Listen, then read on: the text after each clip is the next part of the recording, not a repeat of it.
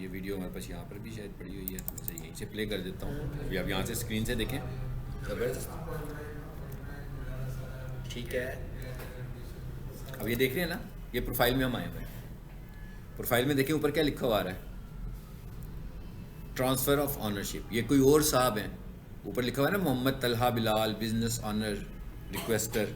ये रिक्वेस्ट कर रहा है कि भाई ये वाली ऑनरशिप, इस प्रोफाइल की ऑनरशिप मेरी है, जबकि ये ठीक बात नहीं कर रहा। मतलब ये खुद से ही बना रहा है। जैसे मैं यहाँ पर बैठ के कोई प्रोफाइल बनाने की कोशिश कर रहा हूँ, ठीक है, लेने के लिए, तो इसमें लिखा हुआ है ट्रांसफ़र ऑफ ऑनरशिप। तो यहाँ से हम इसको, अगर तो हम वाकई यूँ करना चाह रहे होंगे तो ट्रांसफ़र ऑफ ऑनरशिप देंगे। और नीचे क्या लिखा हुआ है, do not approve.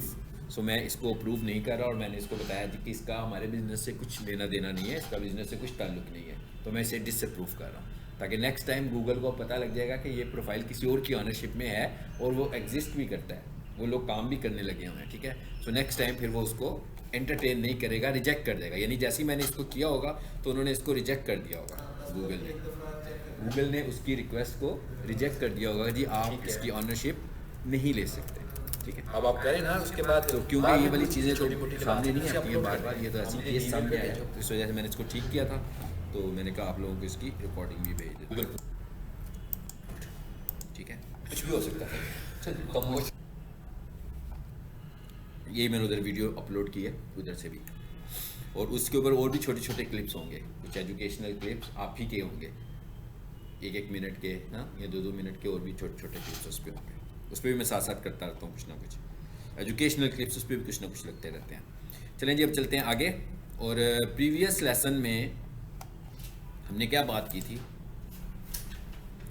Previous lesson में हमने बात की थी जी कि हम HTML फाइल बना रहे हैं, और हम लोग टाइटल को देख चुके हैं, हम लोग हेडिंग स्टाइल को देख चुके हैं, और प्रीवियस लेसन में हमने पैराग्राफ की बात की, पैराग्राफ के साथ हमने इमेजेस की बात की कि इमेजेस कैसे लगाने हैं हम लोगों ने, और इमेज की ऑप्टिमाइजेशन की भी बात की कि इमेज ऑप्टिमाइजेशन क्या होती है। तो लिंक पे जो लेक्चर होगा उसे आपने सुन लेना है।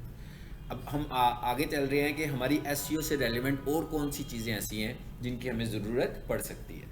सो उसमें जो एक और मोस्ट इम्पॉर्टेंट हमारे पास टैग है वो है एंकर का टैग, हाइपर लिंक का टैग, जो लिंक्स बने होते हैं वेबसाइट के ऊपर।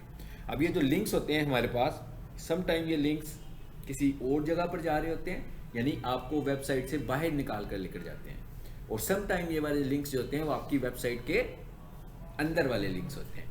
यानी मैं अपनी वेबसाइट के एक पेज से अपनी वेबसाइट के दूसरे पेज पर जा रहा हूँ, तो इसको हम क्या बोलते हैं जी, इन्हें हम बोलते हैं इंटरनल लिंक्स। अब जब हम इन लिंक्स की बात कर रहे हैं तो ये दोनों लिंक्स ही बहुत इंपॉर्टेंट हैं, ये भी SEO का फैक्टर है। यानी अगर हम इग्नोर कर दें कि भाई हमने, और हम ये सोचेंगे हमारी वेबसाइट पे एक्सटर्नल लिंक्स कौन से होंगे, हमारी वेबसाइट पे कुछ एक्सटर्नल लिंक्स ऐसे भी हो सकते हैं कि जो हमारी प्रोडक्ट है उससे रेलिवेंट कुछ ऑफिशियल लिंक्स भी हो सकते हैं, ठीक है। मिसाल के तौर पर जो भी चीज़ आप बेच रहे हो, सपोज करता हूँ जी मैं IT की चीज़ें सेल करता हूँ, तो मैं अपनी वेबसाइट से तो चीज़ें बाय करके सेल कर रहा हूँ ना, लेकिन बेसिकली डेल वालों की अपनी भी तो एक वेबसाइट होगी, और उसकी एक अच्छी खासी स्ट्रॉन्ग अथॉरिटी भी होगी उनकी वेबसाइट की। तो मैं क्या करता हूँ कि अपनी वेबसाइट के ऊपर उनका लिंक भी लगा देता हूँ। ये हो गया एक्सटर्नल लिंक की एक एग्जांपल। उसका लिंक लगाने से मुझे कोई लॉस तो नहीं होगा, कोई कंपटीशन लॉस भी नहीं होगा कि ये मेरा कंपटीटर है, वो मेरा कंपटीटर भी नहीं है ना, बल्कि मैं उन्हीं की प्रोडक्ट्स को सेल करने लगा हूँ। और रेलिवेंट लिंक भी हो गया, क्योंकि मैं भी मोबाइल माउस सेल कर रहा हूँ, वो खुद से मैन्युफैक्चरर हैं माउस के। ये इस तरह के लगा सकते हैं। नंबर 2, हम अपने ही दूसरे रेफरेंसेस भी लगा सकते हैं, अपने सोशल मीडिया के लिंक्स भी लगा सकते हैं। आपका सोशल मीडिया में फेसबुक आ जाता है, आपका ट्विटर आ जाता है, आपका यूट्यूब, कितना कुछ है उसमें। तो ये तो हो गया हमारे पास एग्जाम्पल एक्सटर्नल लिंक्स की, ठीक है। अब इंटरनल लिंक्स का क्या मतलब है, इंटरनल लिंक्स का मतलब ये है कि होम पेज के ऊपर आप सब कुछ तो नहीं बता सकते, पूरी डिटेल तो नहीं बता सकते। होम पेज पर आप अपने टॉपिक्स लेकर आते हैं ज़्यादा, अब उसकी जो डिटेल है उसके लिंक्स लग जाएंगे। अब वो उसकी जो डिटेल होगी वो भी आप ही की वेबसाइट पर है, तो इसका मतलब है ये किस तरह का लिंक है, ये इंटरनल लिंक है। इसी तरह जब हम कहते हैं अबाउट अस का पेज है तो उसमें आप कुछ बता रहे हैं, तो आप क्या करोगे, अबाउट अस से ट्रैफिक को होम पेज पे लेके आओगे, होम पेज से ट्रैफिक को किसी डिटेल्ड पेज पे लेकर जाओगे। जैसे मैं कहता हूँ मिसाल के तौर पर कि आपको हमारी वेबसाइट से MD CAT का सिलेबस भी मिल जाएगा, लेकिन हम होम पेज पे सिलेबस तो नहीं लिखेंगे। तो सिलेबस के लिए हमने एक और पेज बनाया होगा या PDF बनाई होगी कोई, तो जब बंदा उस पर क्लिक करेगा तो लिंक कहीं और चला जाएगा। तो ये सब एग्जाम्पल्स किसकी हैं? ये सब एग्जाम्पल्स हैं हाइपर लिंक्स की एग्जाम्पल्स हैं। समझ आ गई है बात की? अब हम जरा बात को आगे लेकर चलते हैं। ये तो मैंने आपको समझा दिया कि क्या चीज़ है ये। इधर में आया जी, और यहाँ से मैं नोटपैड खोल रहा हूँ। अब आप लोगों ने क्या करना है, मतलब आज से आप लोगों ने क्या करना है, अब आप लोगों ने नोटपैड प्लस प्लस इंस्टॉल कर लेना है। किया हुआ सबने कि नहीं? अभी नहीं किया। कैसे करना है? इंटरनेट चल रहा होगा, download notepad plus plus, simple, वो ये आपके सामने आ जाएगा। ठीक है, मिसाल के तौर पर जैसे मैं यहाँ आता हूँ और यहाँ पे आके मैं लिख लेता हूँ डाउनलोड नोटपैड प्लस प्लस, आ गया। इसके साथ पैरेलल आपके पास एक 7-zip का सॉफ्टवेयर भी होना चाहिए, ये भी फ्री टूल है, ये भी हो जाएगा ताकि आपको बाय ना करना पड़े कोई एक्सट्रैक्टर। WinZip का, जिससे हम उसको कंप्रेस भी करते हैं और एक्सट्रैक्ट भी करते हैं। कंप्रेस और एक्सट्रैक्ट करने के लिए जो सॉफ्टवेयर मार्केट में हैं उनमें WinZip है, WinRAR है, ठीक है ना, बहुत सारे हैं। तो जब हम होस्टिंग की बात करते हैं तो होस्टिंग जो सपोर्ट करता है वो ज़्यादा WinRAR को सपोर्ट नहीं करता, होस्टिंग ज़्यादा सपोर्ट कर रहा होता है WinZip को, और जो 7-zip है वो सपोर्ट कर रहा होता है WinZip को। तो इसका मतलब क्या होगा कि अदरवाइज तो क्या होगा, आपको CD खरीदनी पड़ेगी बाजार से जाके, लेकिन अगर आप 7-zip इंस्टॉल करोगे तो वो नेट सही हो जाएगा। ठीक है, ये आ गया डाउनलोड। देखिए मैं इस पर क्लिक कर देता हूँ ताकि किसी को कुछ इशू ना हो। देखिए जरा क्या हुआ, इतनी सारी चीज़ें देख के परेशान नहीं हो जाना आपने। ये लिखा हुआ आ रहा है सबसे ऊपर, क्या लिखा हुआ आ रहा है जी? Notepad plus plus. इस पर क्लिक कर देता हूँ, सिंपल, कोई मुश्किल बात तो नहीं है। डाउनलोड का बटन प्रेस करें, डाउनलोड हो जाएगा, उस पर क्लिक कीजिएगा तो इंस्टॉल हो जाएगा। अब आगे तो ना बताऊँ, इतना समझ में आ गया आपको। इसी तरह आपने 7-zip को भी डाउनलोड कर लेना है और 7-zip को भी आपने इंस्टॉल कर लेना है इसी तरीके से, ताकि जब भी मैं आपसे कहूँगा भाई अपना पैकेज मुझे जिप करके भेजो, तो आप सबको जिप करना आता हो। जिप का कॉन्सेप्ट है ना सबको, ठीक है। जिप का कॉन्सेप्ट क्या है कि मेरे पास एक फोल्डर है, उस फोल्डर के अंदर और बहुत सारे फोल्डर हैं और उनके अंदर बहुत सारी फाइलें हैं। तो जब हमने डाटा ट्रैवल कराना हो तो USB से डाटा ट्रैवल कराना तो बड़ा आसान है, पूरे का पूरा कॉपी करूंगा, पूरे का पूरा पेस्ट कर दूंगा। लेकिन जब हमने इस डाटा को किसी जगह पर अपलोड करना होगा तो एक एक करके अपलोड करना तो बड़ा मुश्किल हो जाएगा हमारे लिए, और जब हम बल्क करेंगे तो सब कुछ अपलोड नहीं होगा। तो इसलिए हम क्या करते हैं, उसको पैकेट बना लेते हैं, यानी उसको जिप कर देते हैं, यानी वो इतनी सारी फाइलों को हम क्या करते हैं, एक फाइल बना लेते हैं और वो जिप हो जाती है। उसके बाद जिस जगह पर डेस्टिनेशन पे ले जाते हैं वहां जाकर हम उन्हें दोबारा से बहुत सारी फाइलें कर लेते हैं एक्सट्रैक्ट करके। समझ आ गई? और ये जो हम जिप कर रहे हैं और जो एक्सट्रैक्ट कर रहे हैं, ये दोनों फंक्शन हमें कौन दे रहा है? कोई भी जिप सॉफ्टवेयर दे रहा है, जिसका नाम अभी मैंने लिया WinZip, जिसका नाम अभी मैंने लिया WinRAR, और जिसका नाम अभी मैंने लिया 7-zip। 7-zip डाउनलोड करोगे तो ये फ्री ऑफ कॉस्ट है, मतलब इसकी कोई फीस नहीं है। चलेंगे, अब आ जाते हैं वापस नोटपैड पे। अब मैं इस वक्त कुछ नहीं लिख रहा, सिवाय सिर्फ उसके ही लिख रहा हूं जो मैं टैग बताना चाह रहा हूं आपको, ठीक है। वो कौन सा टैग है जी? href equals to double quotes, यहां पर क्या आना चाहिए? File name. मैं इसके सारे एट्रीब्यूट बता रहा हूं, बताया था ना मैंने, इन सबको एट्रीब्यूट्स बोलते हैं। टारगेट इक्वल्स टू, अभी फिलहाल मैं इसके एट्रीब्यूट्स लिख रहा हूं सिर्फ, अंडरस्कोर ब्लैंक अंडरस्कोर पेरेंट, और टाइटल इक्वल्स टू टेक्स्ट। लेंगे, ये मैंने सारे का सारा लिख लिया, और आगे लिख लेते हैं क्लिकेबल टेक्स्ट। मुकम्मल हो गया। ये भी मैंने सारा क्या किया है, मैंने कोई एंकर नहीं बनाया अभी तक, मैंने आपको सिंटेक्स लिख के दिखाया। इसे लिखने का क्या तरीका है? href stands for hyper reference, और यहां पर जहां मैंने लिखा है ना फाइल नेम, यहां पर क्या आएगा? जैसे अभी मैं ये कह रहा हूं कि भाई मैं अबाउट अस के पेज पर हूं और उधर से मैं किसी को लेकर जाना चाहता हूं अपने होम पेज के ऊपर, तो वहां पर भी मैं index.html फाइल पे लेकर जाऊंगा। इसी तरह अगर मैं होम पेज पर हूं और वहां पर लिखा हुआ आ रहा है कि find resources of MD CAT preparation here, और उसको मैंने लिंक बना दिया, और जब मैं उस पर क्लिक करूंगा तो मेरी एक और फाइल है जिसका नाम है MD CAT preparation.html, तो जब मैं उस पर क्लिक करूंगा तो वो उस पर चली जाएगी। या जैसे मैं कहता हूं कि एंटी टेस्ट की बात ही कर रहा हूँ, एग्जाम्पल दे रहा हूँ, तो मैं कहता हूँ पीएमसी वालों की अपनी वेबसाइट है जो एंटी टेस्ट लेते हैं, ठीक है। तो मैंने एक और लिखा हुआ है कि get the latest news about entry test preparation, तो वहां पर मैंने किसका लिंक दे दिया, वहां पर मैंने पीएमसी वालों का दे दिया जो एंटी टेस्ट ले रहे होते हैं, जो उनकी ऑफिशियल वेबसाइट है। तो इंटरनल लिंक्स भी हो गए और एक्सटर्नल लिंक्स भी हमारे पास हो गए, ठीक है। अब यहां पर आकर इसका मतलब क्या होगा, यहां पर यूआरएल आएगा, दोनों सूरतों में यूआरएल आएगा। जब तक हम लोग ऑफलाइन काम कर रहे हैं तो मैं आपको क्या बता रहा हूं, यहां क्या आएगी, एचटीएमएल फाइल। लेकिन अगर हम एक्सटर्नल लगाना चाह रहे हैं, जैसे मैं कहता हूं जियो टीवी पर चला जाए या पीएमसी पर चला जाए, तो मैं पीएमसी की वेबसाइट का यूआरएल कॉपी करूंगा और यहां पर पेस्ट कर देंगे। क्लियर हो गया।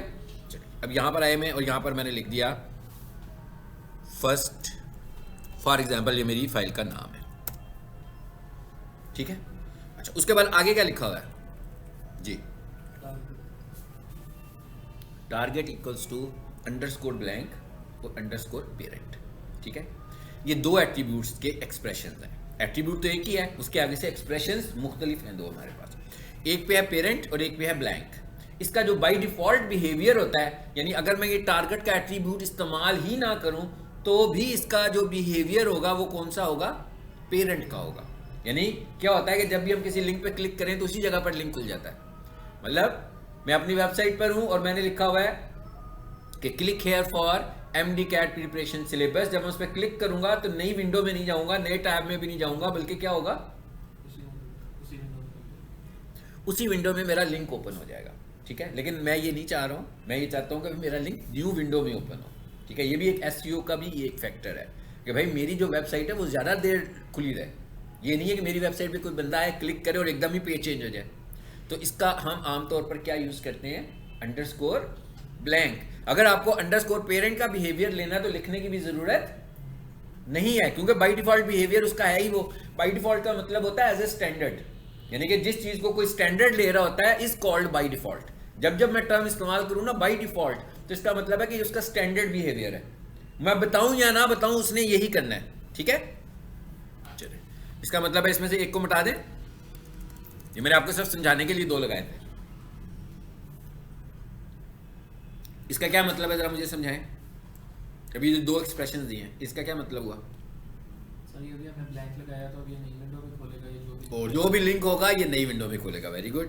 अच्छा, उसके बाद मैं ये कहता हूं कि जब हम माउस इस लिंक के ऊपर रखें तो इस लिंक पर कोई टेक्स्ट भी लिखा हुआ है, बिल्कुल ऐसे ही जैसे मैं अभी माउस क्लोज पे रखता हूं। क्या लिखा हुआ है, ये टिप का जो टेक्स्ट है ना, टिप टेक्स्ट जो होता है इसको हम बोलते हैं टाइटल। तो मैं कहता हूं मेरे लिंक पर जब माउस आए तो ये भी आ जाए साथ, ठीक है। ओके, अब यहां पर क्या टेक्स्ट होना चाहिए, 100% हमारा कीवर्ड होना चाहिए। ये उसने एक ऑप्शन दी कि अपने कीवर्ड को यहां पर दिखा सकते हो, ठीक है ना। तो हमें यहां पर आमतौर पर क्या यूज करना है, कीवर्ड यूज करना है। मिसाल के तौर पर अभी मैं एमडी कैट की बात ही कर रहा हूं तो चले हम कह देते हैं भाई एमडी कैट प्रिपरेशन हमारा कीवर्ड था, ठीक है। चलिए एक काम कर लेते हैं, फिर इसको फर्स्ट एचटीएमएल करने की बजाय क्या करें, पीएमसी की वेबसाइट कर दें, ताकि वो जब आप एग्जाम्पल कर रहे हो तो आपको कुछ रेलिवेंट भी लगे। मैंने पीएमसी लिखा, आगे वेबसाइट पे इस पर क्लिक करते हैं, ये इनका यूआरएल आ गया, इसको मैं कॉपी करता हूँ और सिंपली यहाँ से उठाता हूँ और कहाँ ले जाता हूँ, इधर, और यहाँ लाकर पेस्ट कर देता हूँ। समझ आ गई बात। इसका मतलब क्या हुआ, अब जब मैं इस लिंक पे क्लिक करूँगा तो मुझे वो पीएमसी पे ले जाएगा। उसके ऊपर मैंने टारगेट क्या दे दिया, एमडी कैट प्रिपरेशन। यहाँ हम बल्कि इसको और ज़रा बेहतर कर देते हैं, हम कहते हैं entry test preparation latest news, ठीक है, क्योंकि वेबसाइट पर आए हैं ना। Entry test preparation latest news. अब आगे ये क्या इंपॉर्टेंट बात मैंने एक और लिखी है इसके आगे, ये इसका क्या मतलब है, क्लिकेबल टेक्स्ट। इसका मतलब ये है कि भाई क्लिक किस पे करेगा वो, मतलब लिंक बता दिया कहाँ जाना है उसने, बिहेवियर भी बता दिया कि कहाँ खुलेगा, टाइटल भी बता दिया, लेकिन भाई कुछ नजर आ रहा होगा तो क्लिक होगा ना, ठीक है। अगर कुछ नजर ही नहीं आ रहा तो क्लिक किस जगह पे करेंगे। तो जो आपका क्लिकेबल टेक्स्ट है, यानी जो हाइपर लिंक टेक्स्ट है जिससे आपने लिंक को फॉलो करना है, उसे हम बोलते हैं क्लिकेबल टेक्स्ट, और वो हमेशा टैग के बाहर आएगा। अब देख रहे हैं वो टैग के अंदर नहीं लिखा मैंने, और अगर मैं ये नहीं लिखूंगा तो लिंक तो बन जाएगा, मगर ये लिंक की शक्ल में आपको दिखेगा नहीं जब तक आपने क्लिकेबल टैग्स नहीं लिखा होगा। चलें जी, इस फाइल को जरा सेव करें। अब इसके लिए मैं यूं करता हूं, आज का फोल्डर बना देता हूं। आपका यही क्लास है मेरा ख्याल है आपकी। हाँ जी, इसमें आज की डेट का फोल्डर बनाते हैं।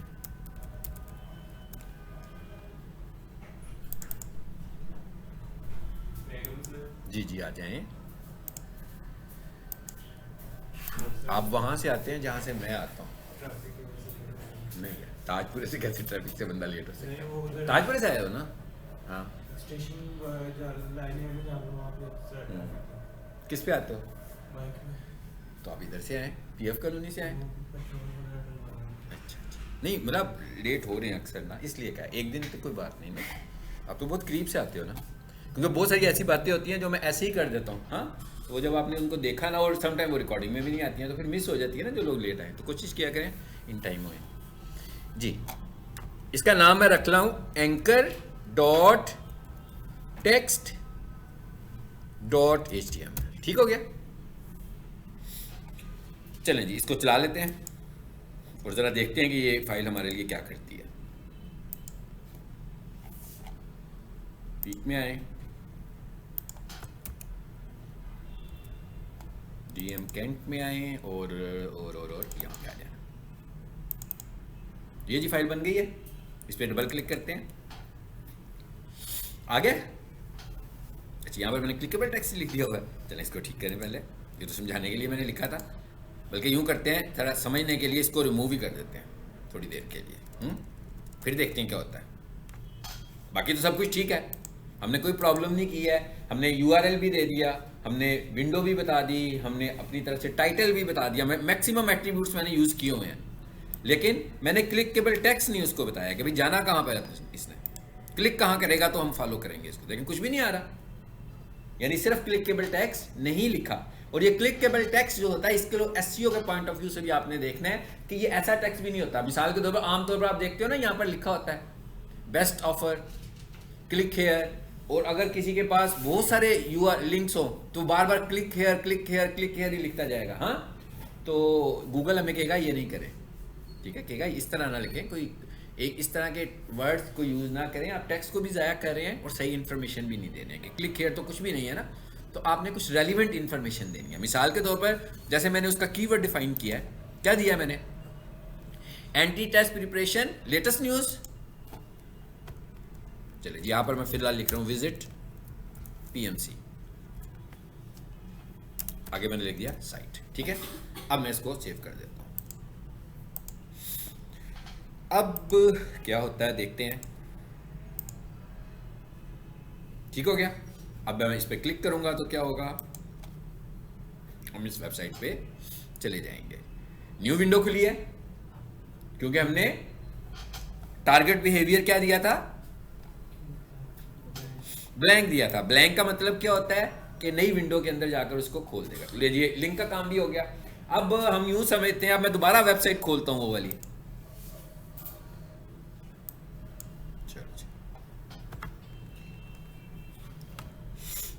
कौन सी वाली, प्रोफेशनल किचन वाली।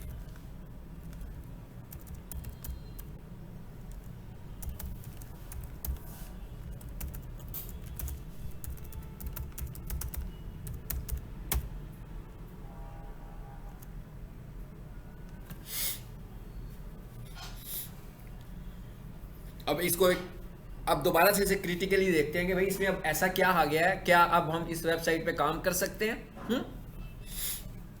हेडर आ रहा है, अब ये क्या है, सारे के सारे एंकर्स हैं।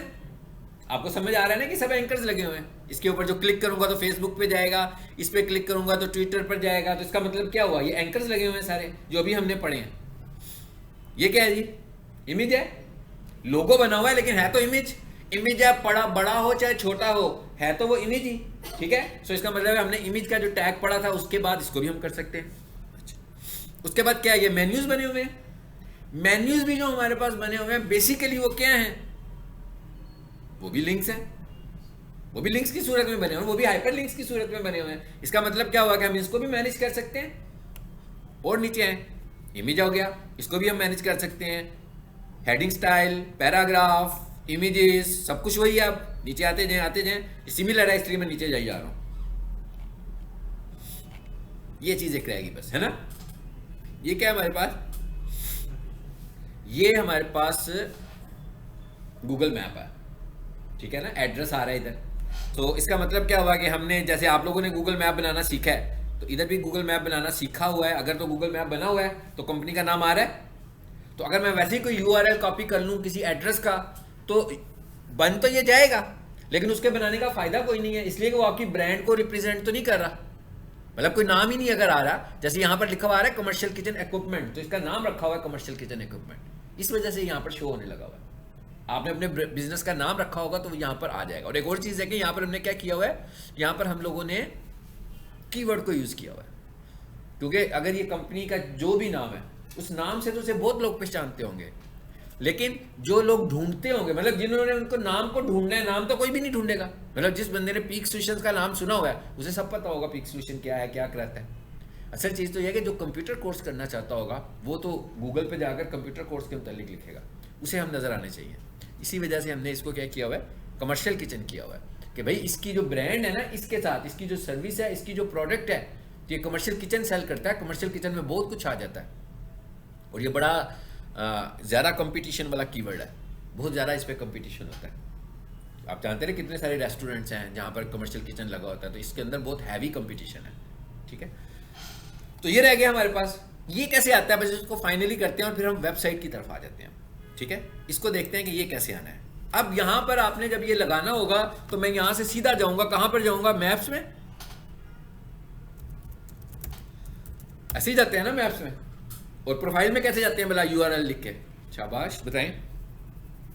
अगर मैं यूआरएल लिख के प्रोफाइल खोलना चाहूं, जैसे मैं अभी यूआरएल लिख के मैप खोल रहा हूं, इसी तरह मैं यूआरएल लिख के बिजनेस प्रोफाइल खोलना चाहता हूं, कैसे करेंगे।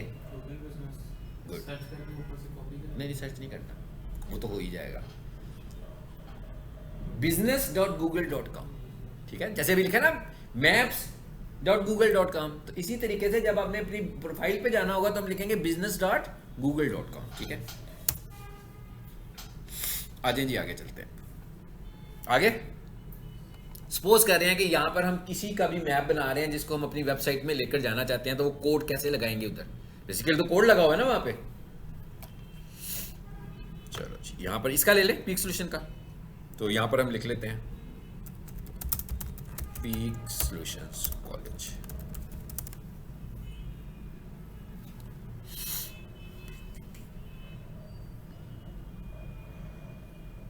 आ गया। ये क्या लिखा हुआ है जी, शेयर।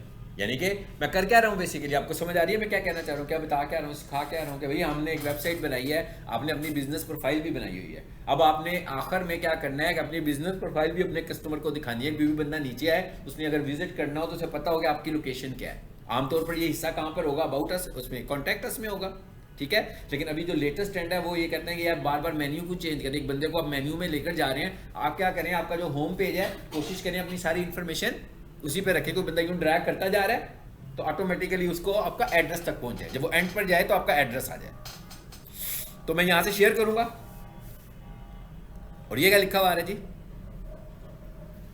Embed map. इस पे आऊंगा, ये एक और नया टैग हमें नजर आ गया HTML का। क्या टैग, आई फ्रेम। यानी हम कौन सा टैग यूज करेंगे, आई फ्रेम का टैग यूज करेंगे मैप वेबसाइट में बनाने के लिए, ठीक है। कोई मेहनत करने की जरूरत भी नहीं है इसके ऊपर। जा रहा कॉपी कर दिया जी, कॉपी इधर ही आ जाते हैं, इसके नीचे यूं करते हैं, लगा लेते हैं।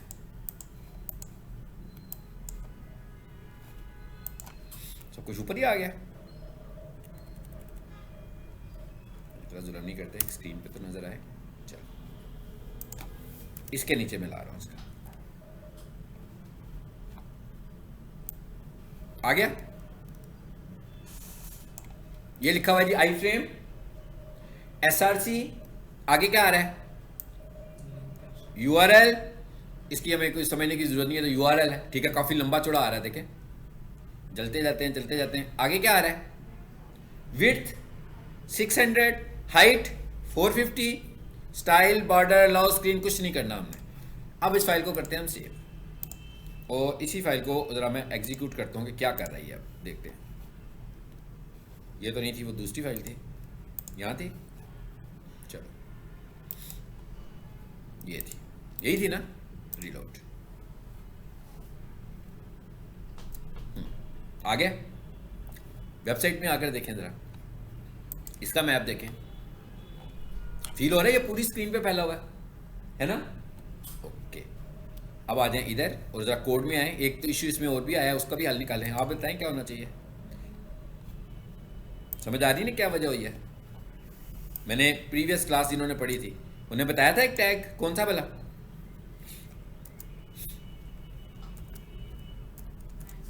BR, लाइन ब्रेक लगाने के लिए। आपने अगर पैराग्राफ लगाया है और पैराग्राफ एंड किया है तो लाइन ब्रेक मिलेगी, लेकिन अगर आपका पैराग्राफ नहीं है तो आपको लाइन ब्रेक लेनी है, ठीक है। सो ये मैंने लाइन ब्रेक ले ली इधर से। और दूसरी चीज को भी जल्दी जल्दी से खत्म करते हैं ताकि आगे चलें। विड्थ की बात है, इस कंफ्यूजन से ही निकल आते हैं। और यहां पर क्या करें, ये हमने इमेज में भी पढ़ा था, अगर आपको याद हो तो 100% करते हुए जितनी भी स्क्रीन है उसी साइज की विड्थ बना दो।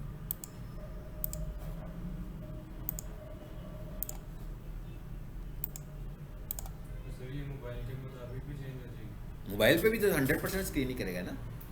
हमने ये तो नहीं कहा कि इतनी कर दो, पिक्सल तो बताया ही नहीं ना, इसीलिए तो कह रहे हैं। ये भी एसईओ का एक फैक्टर होता है, विड्थ हाइट को कंट्रोल करना। और विड्थ हाइट को कंट्रोल करने का क्या मतलब है कि इसको भी एस्पेक्ट रेशियो के साथ किसी एक चीज को साथ लेकर चलें ताकि वो उस स्क्रीन के मुताबिक करें, बुरी भी ना लगे। और अगर हम यूं कहें कि भाई हम पहले ही बता देते हैं तो पहले बताएंगे वो तो अच्छी भी नहीं लगेगी, ठीक है ना, स्क्रीन मैनेज नहीं होगी सही तरीके से। तो एस्पेक्ट रेशियो से बताएं। अब आगे पूरी पीक सोल्यूशन भी आ गया लिखा हुआ, यानी इसका मतलब क्या हुआ कि जिसकी भी प्रोफाइल का आप कॉपी करोगे, एड्रेस एम्बेड करोगे, वो उसी प्रोफाइल को शो करेगा। चलिए अब आ जाते हैं हम वापस अपने प्रोजेक्ट पे जिस पे हमें काम करना है।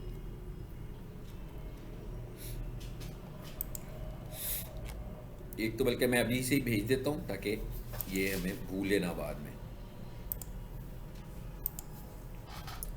कि आपने किस पे काम शुरू करना है। हारून में आते हैं, यहाँ पर दस्तगीर इंजीनियरिंग के नाम से शायद होगा, दस्तगीर इंजीनियरिंग नहीं है, हारून में नहीं होगा, फिर ये सलमान में होगा। ये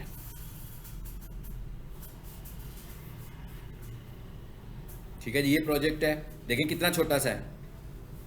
यानी इस वेबसाइट को अगर मैं अपलोड करूंगा तो ये 4 MB लेगी। अब मैं आपको खोल के भी दिखाता हूँ। पहले मैं यूँ करता हूँ, इसे आपके ग्रुप में ले आता हूँ, ठीक है, ताकि ये टेंशन ख़त्म हो के हमने इसे दोबारा कॉपी करना था।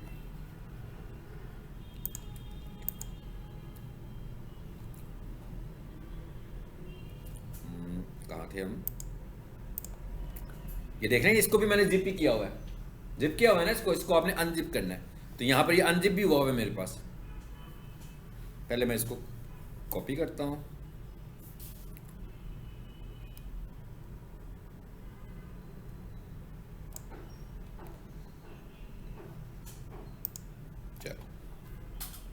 आपने क्या करना है, इसे घर जाके यही ना मोबाइल के ऊपर ही ना तजर्बा शुरू कर दीजिएगा, ठीक है।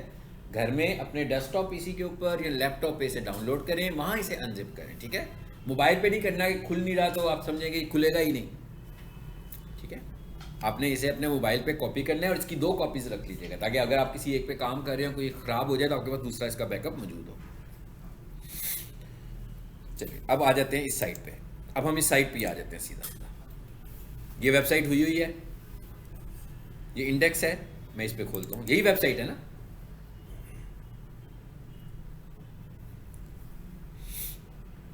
और अभी हमें ये भी डिसाइड करना है कि हमें करना क्या है, वेबसाइट बनानी है ना आप लोगों ने। और अब हमने पैरेलल 2 चीज़ों पे काम करना है, 2 तरह की वेबसाइट पे। एक वेबसाइट है जो कोडिंग वाली वेबसाइट है, और एक वेबसाइट है जो हमारे पास CMS है। CMS stands for content management system. हम वेब डेवलपर नहीं हैं, जहन में रखना है आपने, ठीक है। अभी हम जो पार्ट कर रहे हैं सिर्फ इसलिए कर रहे हैं ये वाला पार्ट कि भाई मैं भी वेबसाइट नहीं बनाता, बल्कि बनी हुई वेबसाइट के ऊपर SEO करता हूँ। लेकिन आपको इतनी ग्रिप होनी चाहिए कि अगर आपके सामने कोई वेबसाइट, कोई बंदा आपको अपनी वेबसाइट दे, आप उसमें मैनिपुलेट कर सकें, उसमें जो चेंजेस करनी है आपको चेंजेस करनी है। क्रिएटिविटी तो आपने कुछ नहीं करना, लेकिन आपको चेंजेस करनी आनी चाहिए। तो इसलिए हमने पैरेलल 2 इन्वायरमेंट्स पे काम करना है। पहला इन्वायरमेंट क्या है? कोडिंग वाला। दूसरा इन्वायरमेंट है CMS। CMS stand for content management system. WordPress की फाइल, वेबसाइट, शॉपिफाई की वेबसाइट, विक्स की वेबसाइट, ये सब किस में आती हैं? CMS में आती हैं। ठीक है। सो अब आप लोगों ने पैरेलल ये काम, इस पे हमने काम करना है, उसको आपने देखना है। तो आप लोगों ने ये काम करना है कि विक्स के ऊपर और वर्डप्रेस के ऊपर फ्री वेबसाइट बन जाएगी दोनों पर। ठीक है, फ्री वेबसाइट बनानी है। अभी जो भी नाम होगा उसको, हमारी परवाह इस चीज़ की हमें नहीं करनी कि नाम क्या उसका बना है। ठीक है ना। उस पे जाकर आप लोगों ने अपनी अपनी पोर्टफोलियो वेबसाइट एक बना लेनी है। सबने पोर्टफोलियो बनाना तो कोई मुश्किल काम नहीं ना, यानी जो आप सर्विस दे सकते हैं, जिनको पास अभी तक कोई पोर्टफोलियो नहीं है अपना कि भाई मैं क्या करूँगा, तो वो अपने आप को डिजिटल मार्केटर समझ के उसकी सर्विसेज देना शुरू कर दें। तो आपने विक्स के ऊपर और किस पे? वर्डप्रेस पे पैरेलल उन पे भी बना। वो सब ग्राफिकल इंटरफेस है, उसमें कुछ नहीं चाहिए। सिर्फ आपने, जैसे आप फेसबुक पे आके साइन अप करते हो ना, इसी तरह उधर जाकर भी आपने एक अकाउंट बनाना है।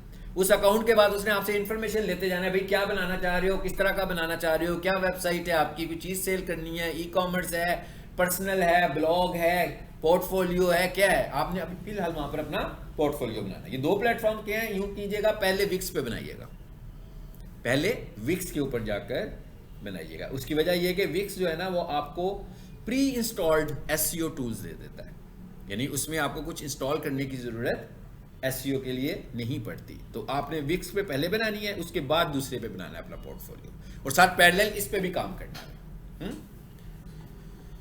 लीजिए आगे वेबसाइट पे, इसको हम देखते हैं। शुरू करते हैं हम बात कहां से? इस लोगो से शुरू करते हैं। ठीक है। हम क्या, बाकी ऊपर से तो हमने कर लिया था काम, ऊपर वाला हमने हिस्सा कर लिया था कि भाई ये फेविकॉन कैसे चेंज होता है ना, वो वैसे ही होगा जैसे हम पहले देखा है हमने। यहां से अब हम बात शुरू करते हैं कि भाई ये देखिए, बेसिकली मैं ये कह रहा हूं, ये वेबसाइट आपकी हो। आपको जिस मकसद के लिए वेबसाइट बनानी है आप बना लें, मुझे कोई प्रॉब्लम नहीं है, किसी की भी बनाएं। लेकिन अगर आप डिजिटल मार्केटिंग सीख रहे हैं तो एज ए डिजिटल मार्केटर अपनी वेबसाइट बनाएं, ताकि अगर आप बीच में जाकर अपनी सर्विस देना शुरू करें किसी को, तो कोई भी बंदा पूछे जनाब आपकी वेबसाइट कौन सी है, तो आप उसे बता दो कि ये मेरा URL है, इस पर आकर देख लें, तो वो आपकी सारी बनी हुई हो। इसका मतलब क्या हुआ कि आप अपना एक माइंडसेट लोगो का डिज़ाइन करें कि भाई ऐसा लोगो होना चाहिए। नहीं मिल रहा तो गूगल से कुछ ले लें और कुछ थोड़ी सी एफर्ट कर लें इसमें। अगर आप लोगों को डिज़ाइनिंग बिल्कुल नहीं आती है तो हमारे पास वो क्या ऑप्शन है जी, कैनवा की डिज़ाइनिंग ऑप्शन मौजूद है। कैनवा में जाकर कुछ करके देख लें। कैनवा में अनपेड भी कुछ हो जाता है काम, ट्रायल, वो उसका इतना फ़ायदा नहीं होता, पेड वाले का फ़ायदा होता है। ठीक है, तो वहाँ से आप पेड एक कैनवा का वर्जन ले लें। जैसे आप 3 लोग हो, तीनों मिलकर एक वर्जन ले लो। अलग-अलग लेना चाहते हो, अलग-अलग बाई कर लो। सो एक ही वर्जन आप बाई कर लें कैनवा का, एक ही ले लो। और कुछ लोग होते हैं वो महीने का दे रहे होते हैं, कुछ साल का दे रहे होते हैं, कुछ लाइफ टाइम दे रहे होते हैं। वो आपकी मर्जी है कि आपको कौन से वाला लेना है। तो अगर आपको लगता है कि यार आप ग्राफिक भी सीख लोगे, तो अभी फ़िलहाल स्टडी के दौरान 3-4 महीनों के लिए हमें चाहिए, तो साल वाला बेशक बाय कर लो एक दफ़ा, ताकि साल के आपके पास रहेगा। उसको एक वक्त में एक ही बंदा लॉगिन कर सकता है, लेकिन आप मुख्तलिफ टाइमिंग में तीनों कर सकते हो। ठीक है ना, मतलब अपना टाइम डिसाइड कर लें कि जी मैं मॉर्निंग में करूँगा, मैं आफ्टरनून में, मैं लेट नाइट। तो उसमें क्या होगा, शेयर हो जाएगा। मतलब अगर मिसाल के तौर पर आपको साल का पैकेज 1500 में मिलता है और 3 लोग करोगे तो 1500, 500 का हो जाएगा। एक बंदा करेगा तो इतने में ही होगा। आप, ये आपकी चॉइस है कैसे लेना है, नहीं लेना। मैं आपको एक छोटा सा लेक्चर दूंगा, उसको अगर आप समझ सकते हो तो उसके मुताबिक आप डिज़ाइनिंग कर लेंगे। ठीक है, नेक्स्ट जो क्लास होगी ना, वो मैं एक फोटोशॉप की क्लास लूँगा, हल्की फुल्की सी, कि आप लोगों को कुछ डिज़ाइन करना आ जाए। मतलब इतना कि आप यूट्यूब थंबनेल बना सकते हो। ठीक है, कोई इमेज अल्ट्रेशन हल्की फुल्की सी कर लें, थोड़े से इमेज को चेंज कर लें। और मैंने आपसे कहा था कि उधर भी पड़ी हुई हैं वीडियोस, उनको देख लो, लेकिन उनको पहले देख आओ। ठीक है ना, उन्हें देख लोगे तो आपको कुछ फ़ायदा हो जाएगा, क्योंकि वो बेसिक लेक्चर की वीडियोस हैं। तो मैं आपको बताऊंगा तो आपको समझने में फिर आसानी हो जाएगी। देखा है चैनल के ऊपर फोटोशॉप के भी 1-2 लेक्चर्स पड़े हुए, प्लेलिस्ट है एक फोटोशॉप की, 2-3 लेक्चर्स हैं, बिल्कुल बेसिक लेवल के लेक्चर्स हैं। उन लोगों के लिए ही हैं वो, जिन्होंने, वो मैंने एक बार कोशिश की थी करूँ, फिर टाइम नहीं मिला, उधर आकर रुक गया काम। ठीक है, उसकी मैंने रिकॉर्डिंग नहीं की और मजीद ना, तो वो 2-3 लेक्चर जो उसके रिकॉर्ड किए मैं। चलिए इसका मतलब पहले यहां से शुरू कर रहे हैं हम। ओके,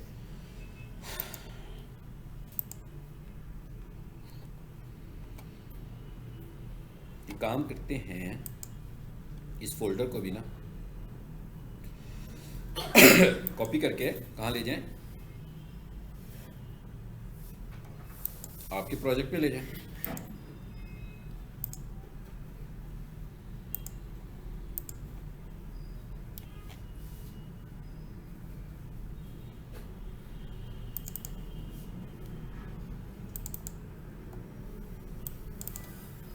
यहाँ लगा लेते हैं ना, ताकि बल्कि यहाँ की बजाय भी इसको मेन पे रख लेते हैं, किसी तारीख में नहीं रखते।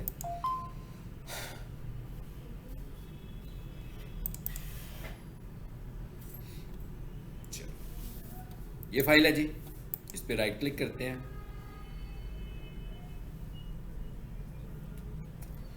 अगर मेरे पास नोटपैड प्लस प्लस है तो अब उसी में से खोलते हैं। ठीक है, मैं देख लेता हूँ कि क्या मेरे पास नोटपैड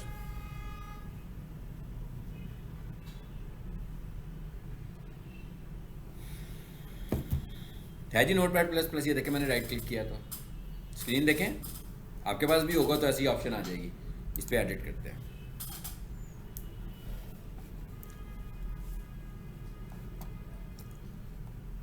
आगे कोडिंग हमारे पास। अब मैं आपको एडिटिंग, वेबसाइट की एडिटिंग का तरीका बता रहा हूँ। पहले हम लोगों ने कोडिंग सीख ली है, ताकि आप इस कोडिंग को देख के परेशान ना होंगे क्या चीज़ मेरे सामने आ गई है, इस पे काम कैसे करना है। वो कोडिंग हमने देख ली कि जिस चीज़ में हमें काम करना है उसकी कोडिंग हमें आती हो। जैसे मिसाल के तौर पर मैंने इमेज चेंज करना है तो इमेज की कोडिंग आपने सीख ली है। तो अब मैं वापस आता हूँ साइट पे। ये थी, ये इमेज है, मैं इस पे करता हूँ राइट क्लिक और ये क्या लिखा हुआ आ रहा है, इमेज एज। तो मुझे पता नहीं है इमेज कौन सा है, ऐसे ही है ना, मुझे इस इमेज का नहीं पता बेसिकली।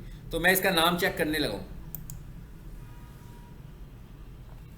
क्या नाम है जी इसका, लोगो डैश IMG और आगे क्या लिखा हुआ आ रहा है, JPG। यानी ये पता लग गया कि लोगो इमेज की ये फाइल है, लोगो डैश IMG। मैं इसी को कॉपी कर देता हूँ और कहाँ आऊँगा मैं, यहाँ सीधा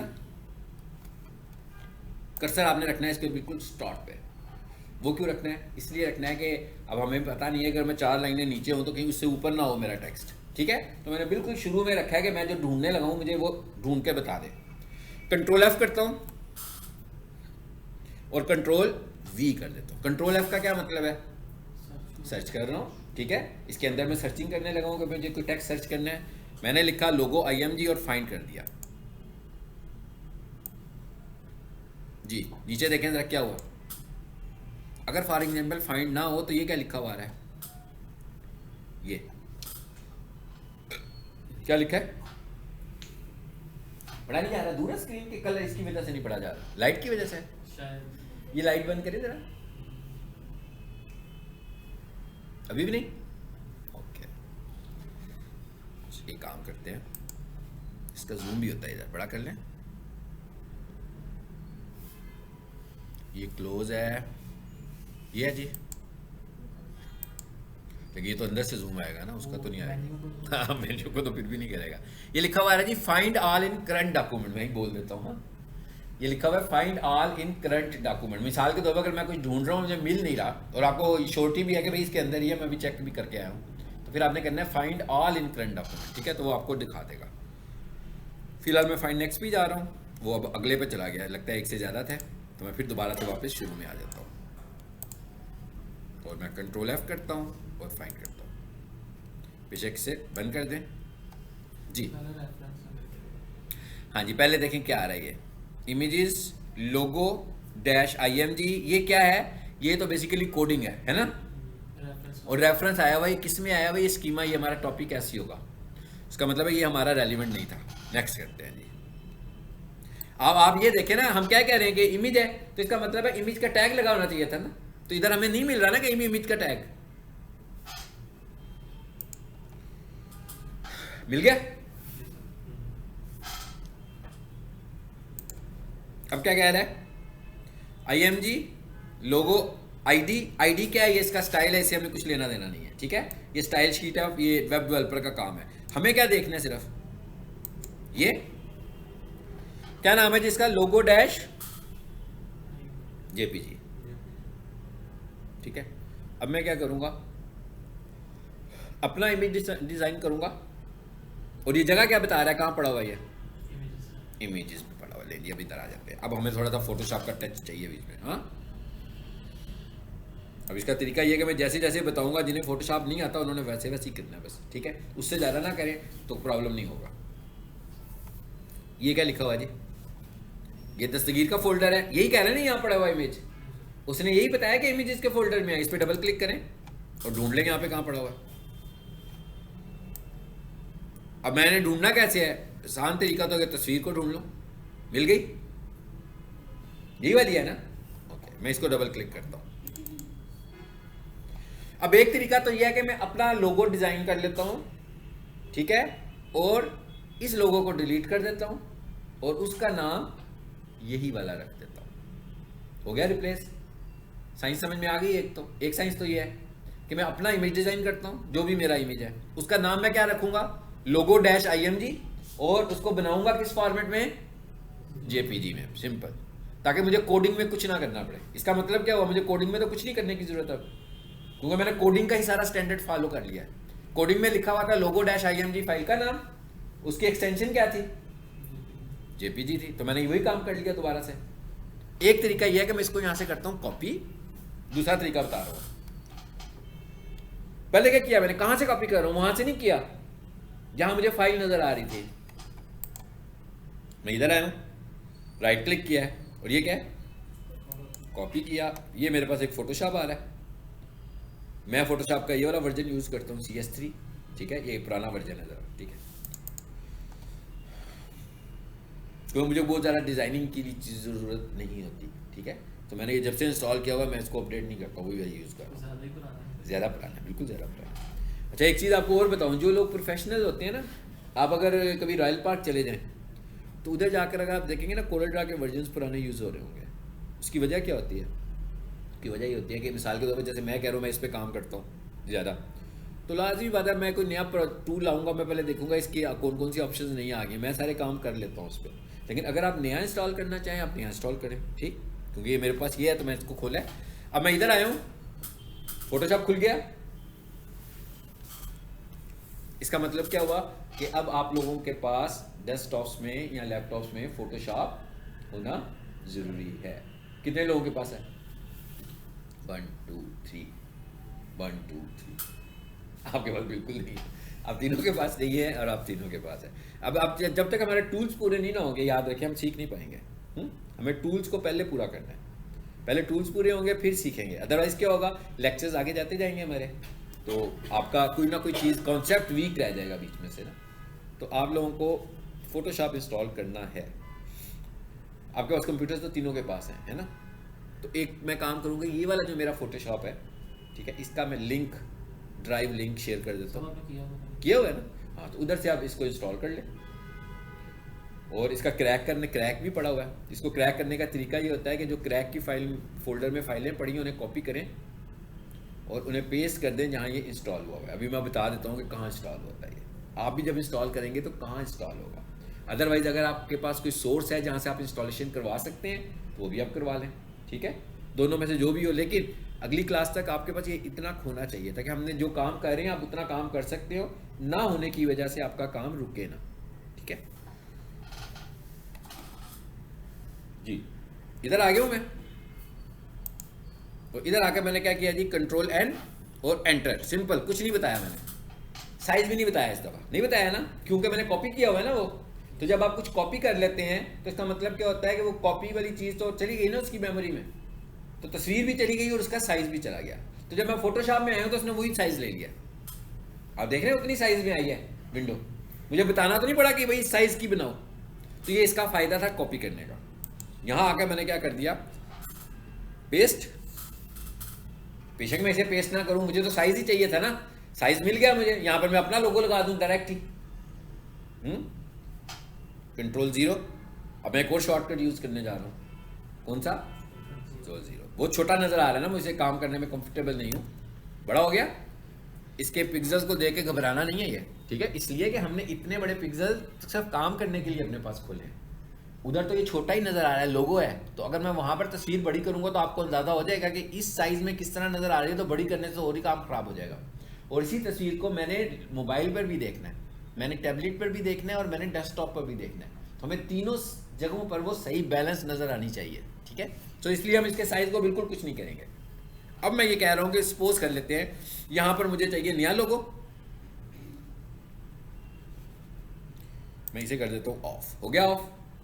ये क्या था, ये इसकी लेयर विंडो आ रही थी साथ बनी हुई, मैं इसे बंद कर देता हूँ। सपोज कर लेते हैं अब नहीं आ रही, हाँ, तो इस विंडो को लाने के लिए हम करते हैं F7, आ गई दोबारा से। अगर आपको खास तौर पर जिन्होंने फोटोशॉप नहीं आता उनको अगर समझ में ना आए, ये जो लेक्चर का ये वाला पार्ट है ये सुन लें कि भाई ये विंडो कहाँ चली गई, उधर तो आ रही थी यहाँ नहीं आ रही है, हैं, तो ये वाला लेक्चर का पार्ट देखेंगे तो आपको पता लग जाएगा मैंने उसे कैसे डिसअपीयर किया। F7 से आती है और F7 से ही हाइड हो जाती है, ठीक है। अच्छा, अब मैं अपना लोगो बनाने लगा हूँ, तो लेफ्ट साइड पे टूल बॉक्स बना हुआ है, ये टी बना हुआ है, सिंपल है, आप समझते हैं। पेंट ब्रश भी कोई यूज़ करता हो तो उसको भी टी यूज़ करना तो आता ही है टाइप करने के लिए। हाँ, मैं इस पे आया हूँ। फिलहाल मैं एक आसान सा लोगो बना लेता हूँ आपको समझाने के लिए, हाँ, ताकि आप लोग इजी होके काम करें इस पे पहला।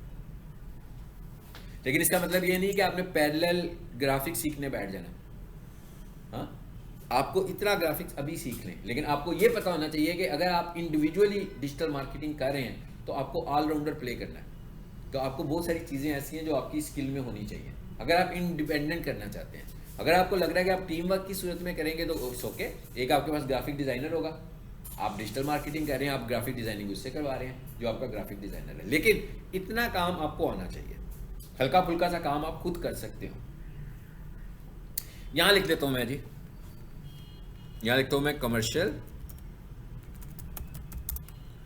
चलो मैं नाम से लोगो बना देता हूँ, हाँ, कमर्शियल किचन लिखा है मैंने।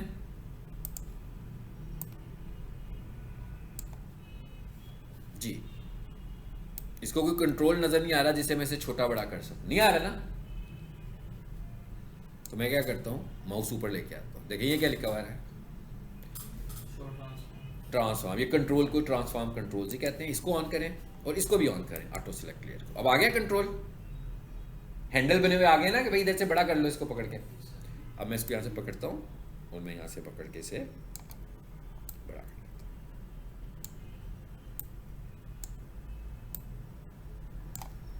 चलो जी, एक हो गया, एक लिखा गया टेक्स्ट। जैसे वर्ड एक्सेल में कॉपी पेस्ट करते हो आप, कंट्रोल सी कंट्रोल वी होता है ना, यहाँ पर वो भी हो जाता है, लेकिन उससे ज़्यादा बेहतर ऑप्शन है कंट्रोल जे।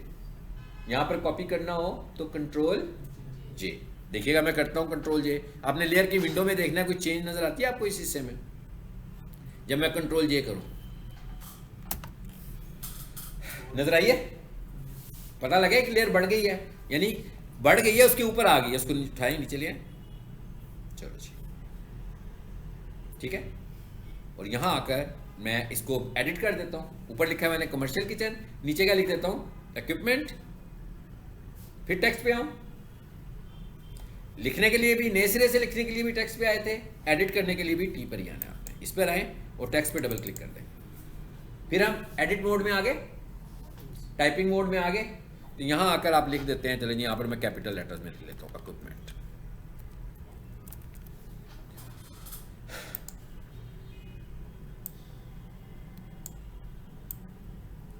मेरे पास स्पेस काफ़ी है तो मैंने इक्विपमेंट बड़ा कर दिया। चलें सपोज कर लेते हैं यूँ करके। अब वापस कंट्रोल 0 करूं। अब क्या रह गया काम करना, फाइल का नाम, फाइल सेव करनी रहेगी ना हमारे पास, तो हम इधर आ जाते हैं और इधर आते हैं फाइल में, और ये क्या जी, सेव एज में आते हैं।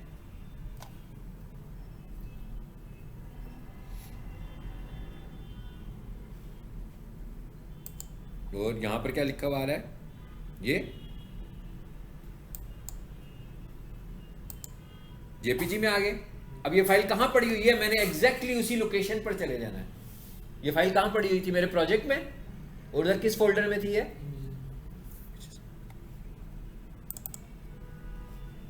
मैं उधर जा रहा हूं वापस।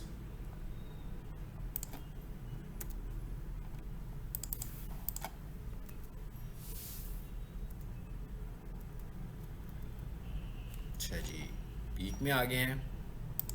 मेरा ख्याल है डीएम के नाम का फोल्डर होगा यहाँ पे ये। और याद की नहीं, ये था ना, इसे खोलें। और इमेजेस कहाँ हैं जी, ये इसे खोलें। अब जरा देख लें वो फाइल किधर गई है। क्या नाम था उसका, लोगो, यही वाली फाइल है। चलो अब क्या कह रहा है, कहता है ये फाइल पहले भी पड़ी हुई है आपके पास। मैं कहता हूँ इसे ओवरराइट करता हूँ।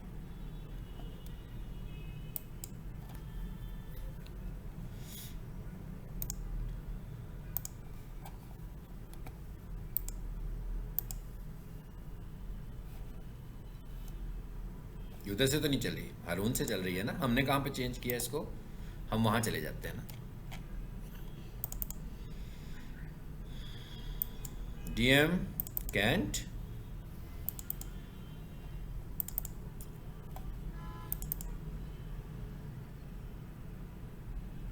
चेंज हो गया, यानी एक काम कर लिया हमने। ये तो अभी मैंने जस्ट आपको सिंपल का काम करना सिखाया अभी। हाँ, अब अगर फॉर एग्जांपल मैं ये चाहूँ इसकी जगह पर कोई कलरफुल सा इंटरनेट से कोई लोगो ले लेता हूँ। यहाँ आते हैं, यहाँ आकर मैं लिखता हूँ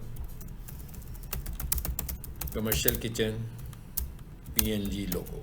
नेट से ढूंढ लिया, लेकिन हमने यूँ कॉपी तो नहीं करनी है, तो सिर्फ आपको भी बता रहा हूँ कि आपको भी आता नहीं है डिज़ाइन करना, तो उस वक्त तक हम इसे कर लें। तो यहाँ पर आ जाएं जी, पीएनजी में स्पेस भी आई हुई थी। इनमें से कौन सा भी आपने लेना है या कोई आइडिया लेके उसको चेंज करना है।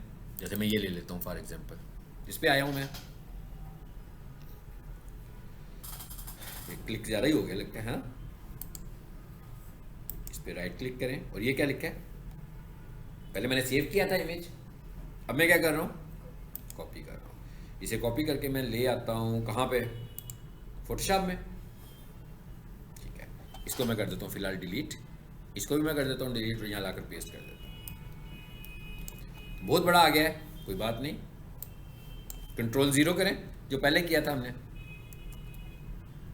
कंट्रोल्स आ गए दोबारा नजर, छोटा कर दूं इसको, क्योंकि बेसिकली मुझे करना क्या है, इसको पेज पे रखना है ना।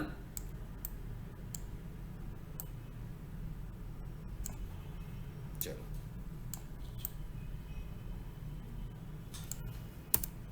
अब वापस इसको सेव कर दें, वही तरीका फिर दोबारा से करते हैं। सेव एज जेपीजी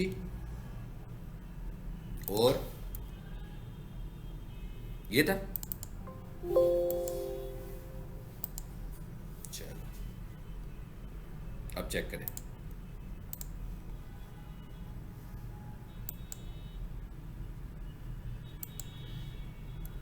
इस पे राइट क्लिक करके इसको भी रिफ्रेश कर लें।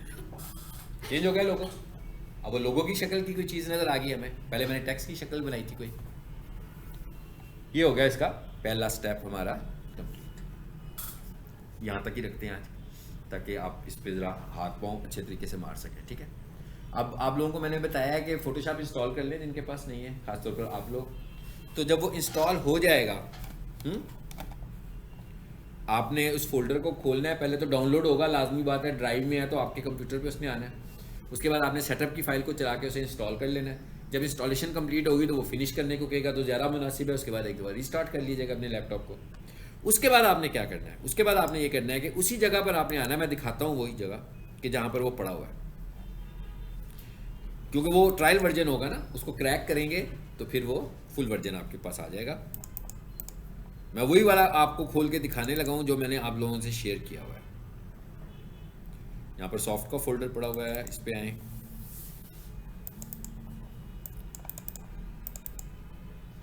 जी ये क्रैक का फोल्डर है, ये भी आपके पास आ जाएगा। और ये सेटअप का फोल्डर है, इसको आपने क्लिक करके इंस्टॉल करना है। इसको क्लिक करके आपने इंस्टॉल करना है और ये इंस्टॉल होने के बाद आपने इसमें आना है। ये इसमें कुछ फाइलें नज़र आ रही हैं, बेशक तीनों को ही पकड़ लें आप, बेशक दो को पकड़ लें ऊपर वाली को, और इसे कंट्रोल C कर दें। यहाँ से इसे कॉपी करें। कॉपी करने के बाद आपने कहाँ आना है कि जितने भी प्रोग्राम इंस्टॉल होते हैं बाय डिफ़ॉल्ट उनकी जो लोकेशन होती है वो C ड्राइव होती है, तो आप C में आएँ। उसके बाद उनकी लोकेशन जो होती है वो प्रोग्राम फाइल्स का फोल्डर होता है। तो वो या तो इस फाइल्स के फोल्डर में होगा या इस फोल्डर में होगा। तो हमने इस पे आ जाना है जी। यहां पर देखें ये क्या लिखा हुआ आ रहा है, अडोब आ गया इसमें, यानी इसका मतलब है कि यहां पड़ा हुआ है वो। इस पर क्लिक करें जी, फोटोशॉप CSS आ गया, ये वाला है। बस इस जगह पे रख के आपने क्या कर देना है, Ctrl+V यानी कि पेस्ट कर देना है। अगर मैसेज आएगा, बिल्कुल आएगा मैसेज कि भाई ये फाइलें तो पहले से भी पड़ी हुई हैं, इसलिए कि वो लाजमी बात पड़ी होंगी, वो ट्रायल वर्जन वाली होंगी ना, लाइसेंस वाली नहीं होंगी। तो जब आप उन्हें पेस्ट करेंगे तो उसका लाइसेंस भी पेस्ट हो जाएगा।